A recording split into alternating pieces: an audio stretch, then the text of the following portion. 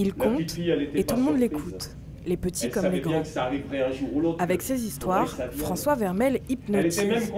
Certains ont quitté le monde réel pour celui de l'imagination. Et c'est justement le but de cette rencontre. Le début du spectacle, c'est ouvrir une porte pour rentrer dans le pays de l'imaginaire. Et c'est ce pays que les enfants ont besoin de visiter quotidiennement, en fait. Plutôt que de la tranche télé, ce qui est important, c'est cet accès à l'imaginaire, de développer avec son cerveau des images. Et ça, les enfants en ont besoin. Et c'est les parents, les accompagnateurs qui peuvent les y aider à travers les livres, bien sûr, la lecture, mais aussi à travers les histoires. Et tout le monde peut raconter des histoires. La télé, cette boîte magique devant laquelle les enfants passent parfois trop de temps.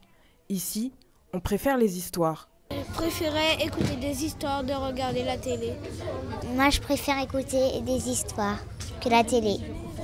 Oui, parce que la télé, ça nous abîme les yeux et aussi, quand on regarde la télé, bon, ça nous apprend, certaines fois, ça nous apporte des choses, ça dépend de ce qu'on regarde aussi.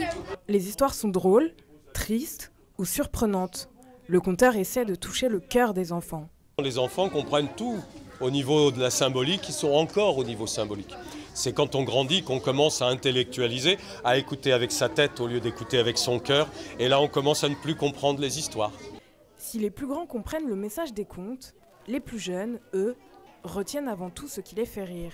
J'ai aimé quand la petite fille, elle a mis une cacahuète dans ses fesses pour que le lion ne sorte pas de ses fesses. Le lion et la fille.